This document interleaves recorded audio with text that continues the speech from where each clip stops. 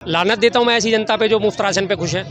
आपने आत्मसम्मान से जीने का रास्ता मांगो ना, आप काम धंधे का रास्ता मांगो। आपको 5 किलो राशन की जरूरत ही नहीं पड़ेगी कभी जिंदगी में। आप 5 किलो राशन लेके अगर आप खुश हुए जा रहे हो तो आपसे गिरा हुआ आदमी कोई नहीं है। 400 नहीं 500 बार ईवीएम की भैया की कृपा रहेगी, मोदी जी 500 बार। अच्छा, लेकिन बैलेट से चुनाव लड़के दिखा दे, 50 बार करके दिखा दे। बोलो हमने इलेक्शन लड़ना ही नहीं जब तक वो 19 लाख ईवीएम का जवाब नहीं आता।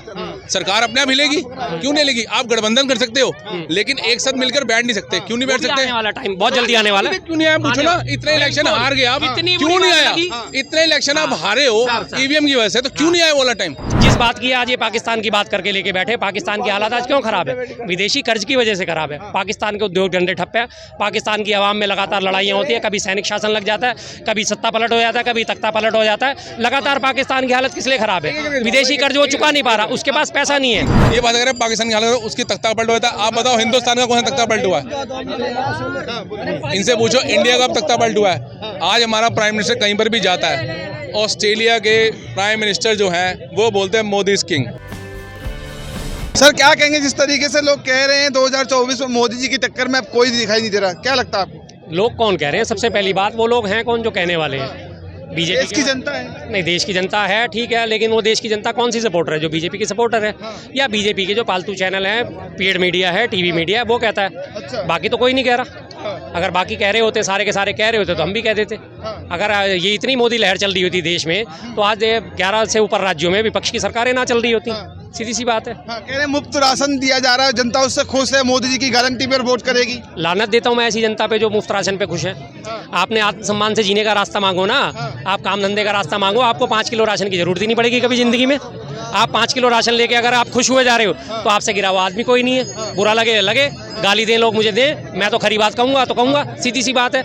आपको 5 किलो राशन दिया गया था कोरोना काल में, ठीक है, जब दिहाड़ीदार मजदूर थे या किसी किस्म के जो लोग थे लॉकडाउन के अंदर, वो अपना काम धंधा नहीं कर पा रहे थे, जिनका रोज का खाना कमाना था, उनके लिए राशन की व्यवस्था करी गई थी। उसके बाद कोरोना काल खत्म हो गया तो आप इसे कंटिन्यू क्यों कर रहे हो? इसका मतलब आप उन लोगों को मेन स्ट्रीम में नहीं लेके आ पाए ना। आपने जो लॉकडाउन लगाया है वैज्ञानिक तरीके से लगाया, रातों रात लगा दिया, जो जहाँ था वहीं फंस के रह गया। और उसी का खामियाजा आज 5 साल बाद भी भुगत रहे हैं, 4 साल बाद भी भुगत रहे हैं, और आने वाले 5 साल बाद तक भी मोदी जी ने इस बात की गारंटी दे दी कि आपको आदमी और बढ़ा दिया। इसके अंदर 80 करोड़ को पहले दे रहे थे, 81.5 करोड़ को दे रहे हो। 1.5 करोड़ आदमी और बढ़ गया। कौन सा कोरोना आ गया तीसरी बार जो आपने बढ़ा दिया? क्यों बढ़ाया सर? अब और 5 किलो राशन पे कौन आदमी मुझे 1 महीना जिंदा रह के दिखा दोगा? एक बच्चा जिंदा रह के दिखा सकता हूँ मेरे को 5 किलो राशन पे? वोट तो मोदी जी को कर रही है ना जनता। वोट नहीं कर रही है, वोट छीना जा रहा है, वोट चुराया जा रहा है जनता का ईवीएम से। हाँ जी, आप बैलेट पेपर पर चुनाव करा लो, बीजेपी प्लस एनडीए 50 सीट ला दे, मेरे को तो बता देना। क्या गारंटी है कि बैलेट पेपर से चुनाव होंगे तो वोट की चोरी नहीं होगी? बैलेट पेपर में चुनाव होंगे, हर बूथ की गिनती रात तक होगी और अगले दिन सबका टोटल सरप्लस निकलेगा सुबह सुबह। चंडीगढ़ का उड़ान देखा था आपने? आप मानते हो ना, एक मेयर का चुनाव करे जहाँ धांधली इतनी हो सकती है, वहाँ पीएम के लिए क्या करेगा? फिर अब आप मेरी बात को सपोर्ट करते हो सर। लेकिन जिस तरीके से मोदी जी लगातार दावा दे रहे हैं कि अब की बार 400 पार, तो क्या लगता है? 400 नहीं 500 बार ईवीएम की भैया की कृपा रहेगी, मोदी जी 500 बार। अच्छा, लेकिन बैलेट से चुनाव लड़के दिखा दे, 50 बार करके दिखा दे, तो बात रही। लेकिन वोट तो फिर भी जनता बार बार यही कह रही है कि मोदी जी की टक्कर में कोई दिखाई नहीं दे रहा। सर कैसे इस बात को कि जनता कह रही है, जनता कह रही है? आप लगातार इस बात को देखो। अब पिछले 4 राज्यों के चुनाव का हम अगर गणित निकाल के देखें, 4 राज्यों में कांग्रेस को वोट मिले 4 करोड़ 90 लाख और बीजेपी को वोट मिले कितने? 4 करोड़ 81 लाख। 9 लाख वोट कांग्रेस को फालतू ही मिले ना, लोगों ने दिए ना।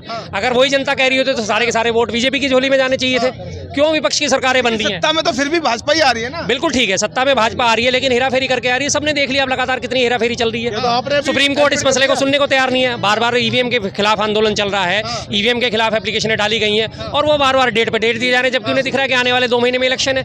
क्यों नहीं सुप्रीम कोर्ट इस मसले को क्लियर करता? क्लियर क्यों नहीं करेगा?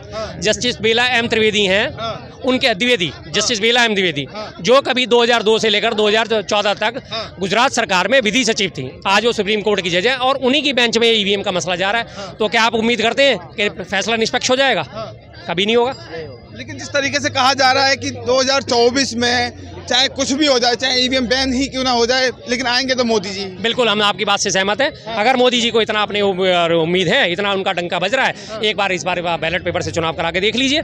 जनता तो आपको पसंद करती है ना, ले आएगी जनता आपको हमेशा के लिए। तो विपक्षियों का भी मुंह बंद। तो क्या लगता है बैन होना मुमकिन है ईवीएम का? नहीं, मुमकिन नहीं है जी। मैंने आपको बताया कि जिसकी बेंच में गया है वो बेंच कौन सी है, जज कौन है, तो वहाँ न्याय नहीं मिलेगा। बिल्कुल नहीं मिलेगा, खुल के कह रहा हूँ। जी भाई क्या बोल आगे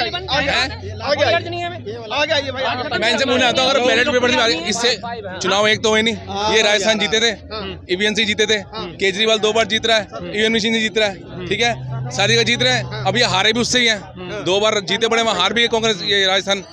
तो बताओ, तो अगर ये हारते हैं तब ईवीएम है, और अगर ये जीते हैं, अब ये कर्नाटक जीत गए उधर है, तब किससे जीते हो? बैलेट पेपर जीते हो? बता देता हूँ मैं, आप बात पूरी कर लीजिए। मैं आपसे पूछ रहा हूँ, बात है, मैं पूछ रहा हूँ पूरा, तो मैं आपको जवाब दे देता हूँ।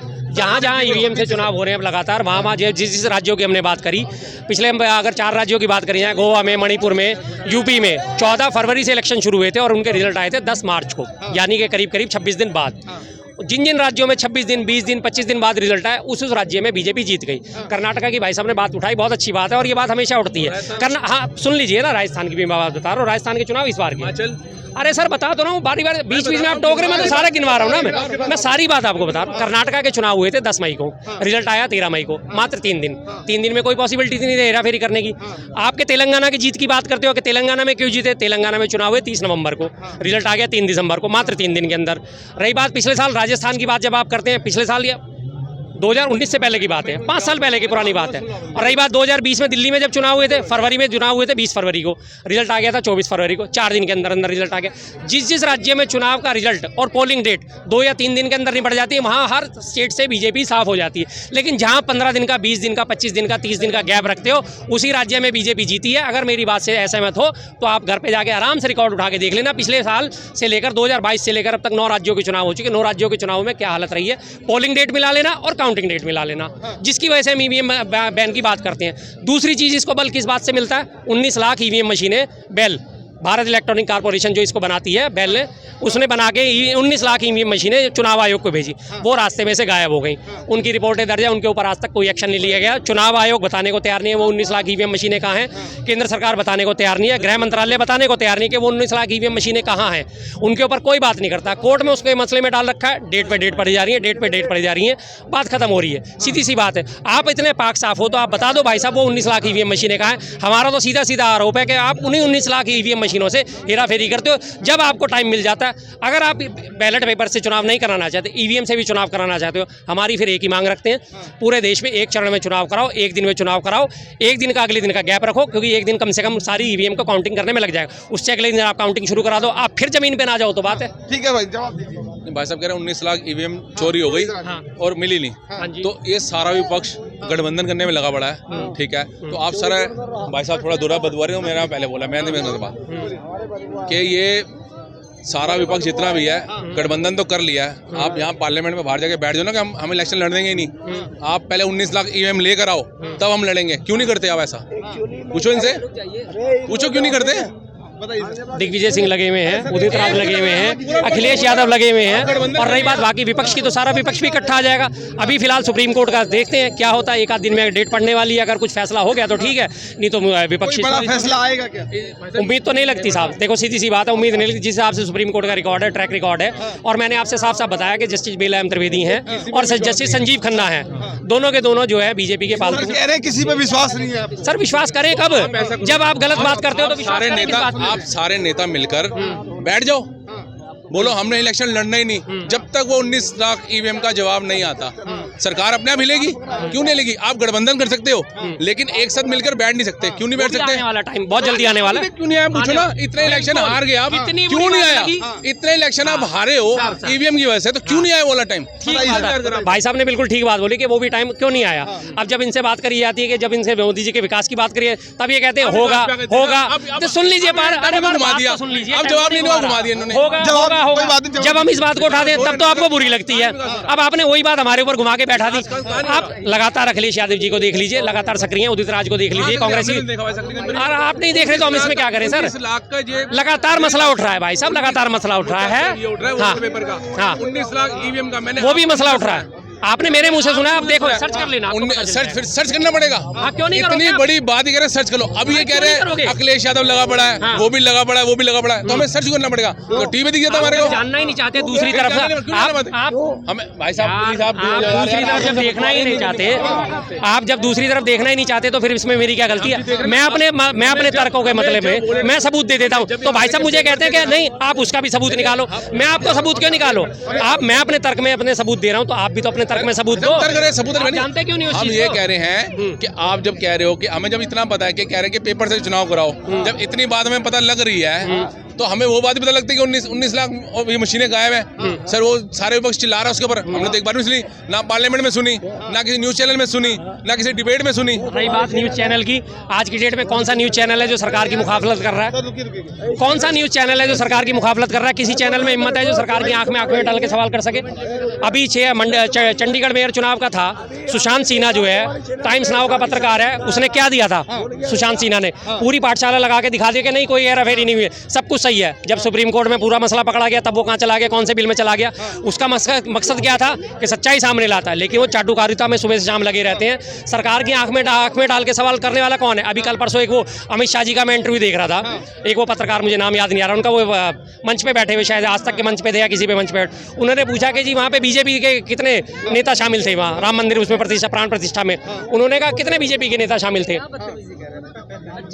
6 सेकंड का जो है उसने मौन धारण कर लिया और उसके बाद उसने जवाब देते नहीं बना। क्या वो राजनाथ सिंह वहाँ बीजेपी के नहीं थे? क्या वो अमित शाह वहाँ पे बीजेपी के नहीं थे? क्या वो प्रधानमंत्री वहाँ पे बीजेपी के नहीं थे? क्या बीजेपी के और तमाम नेता वहाँ मौजूद नहीं थे उस प्राण प्रतिष्ठा समारोह में? लेकिन उस पत्रकार के मुंह से जवाब नहीं निकला, डर के मारे उसकी हवा खराब होगी कि सामने गृह मंत्री बैठे, अगर मैंने पलट के जवाब दे दिया तो मेरी रोटी पानी बंद हो जाएगी, सीधी सी बात है। इनको पता है मीडिया डरा हुआ है, सारी एजेंसियां मोदी की जेब में है, ठीक है, ईवीएम मशीन मोदी के जेब में है, ठीक है, और आप मानो 1,40,00,000 जो जनता है हिंदुस्तान की जो मोदी को इतना फॉलो कर रही है, सारा यूथ फॉलो कर। अरे भाई साहब चुप हो यार, फॉलो कर ले,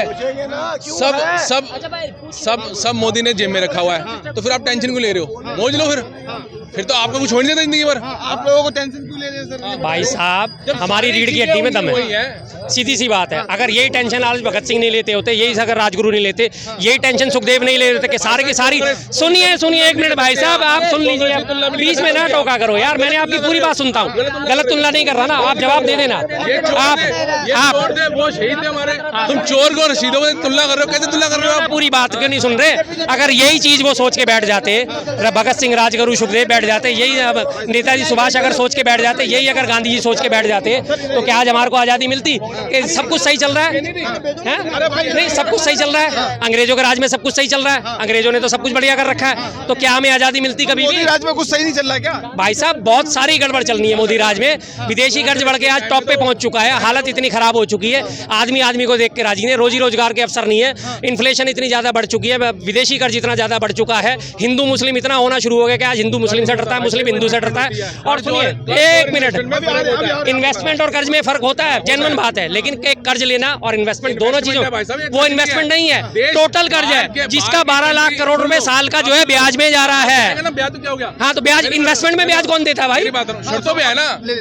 जो ये कह रहे हैं कि इतना कर्ज है, एक तो होता है कि हम जैसे पाकिस्तान जा रहा है कर्ज लेने के लिए, कटोरे भीख मांग रहा है, सामने अपनी शर्त से पैसा देता है कि हमारी ये शर्तें हैं, हम तब पैसा देंगे, ठीक है। अब क्या हो रहा है, बाहरी कंट्री पैसा मोदी को दे रही है कि आप इन्वेस्ट करो हमारा पैसा, उन्हें पता है जिस तरीके से इकोनॉमी हमारी बढ़ रही है। इन्वेस्टमेंट अलग चीज़ होती है, इन्वेस्टमेंट के नाम पे जो भाई साहब बात करके गए हैं, अभी एफडीआई में जो है हमारे 1.3% की गिरावट आई है, जिसे इन्वेस्टमेंट कहा जाता है, फॉरेन डायरेक्ट इन्वेस्टमेंट। अभी पिछली तिमाही में 1.3% की गिरावट हुई है, उसमें इन्वेस्टमेंट नहीं है। इन्वेस्टमेंट कब करी जाती है? जब उन्हें दिखता है कि हमारे को इस बदले में इन्वेस्टमेंट हम कर रहे हैं तो हम नफ़े के भी हकदार हैं, नुकसान के भी हकदार हैं। इन्वेस्टमेंट वो होती है, और कर्जा वो होता है, चाहे तू नफ़े में जाए चाहे तू नुकसान में जाए, मैं तुझे कर्जा दे रहा हूँ और मुझे ये कर्जा वापस चाहिए। जिस बात की आज ये पाकिस्तान की बात करके लेके बैठे, पाकिस्तान की हालत आज क्यों खराब है? विदेशी कर्ज की वजह से खराब है। पाकिस्तान के उद्योग धंधे ठप है, पाकिस्तान की आवाम में लगातार लड़ाइयाँ होती है, कभी सैनिक शासन लग जाता है, कभी सत्ता पलट हो जाता है, कभी तख्ता पलट हो जाता है। लगातार पाकिस्तान की हालत किस लिए खराब है? विदेशी कर्ज वो चुका नहीं पा रहा, उसके पास पैसा नहीं है।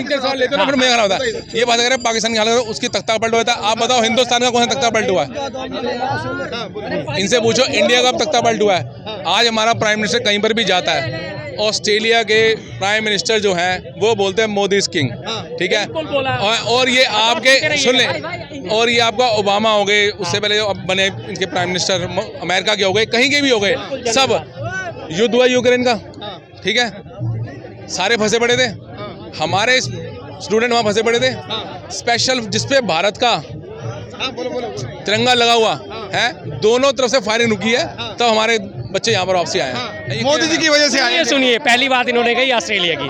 ऑस्ट्रेलिया में मोदी जी को उन्होंने बोला द बॉस, जिस दिन मोदी जी का प्लेन टेक ऑफ हुआ अगले दिन क्या हुआ, ऑस्ट्रेलिया ने हमारे 6 राज्यों के स्टूडेंट बैन कर दिए, पहली चीज़। दूसरी बात ये यूक्रेन की वाली जो बात कर रहे हैं, लगातार इनके व्हाट्सएप दिमाग अभी तक बैठा हुआ है, अभी तक इनके दिमाग से क्लियर नहीं हुआ। अच्छा, बाकायदा संसद में बात काटते क्यों? आपकी पूरी बात सुनता हूँ ना, आपकी पूरी बात सुनता हूँ ना। बाकायदा संसद में सवाल पूछा गया था कि क्या मोदी जी के इन्फ्लुएंस से युद्ध रुका था? उन्होंने लिखित में जवाब दिया कि नहीं, ऐसी कोई घटना नहीं हुई।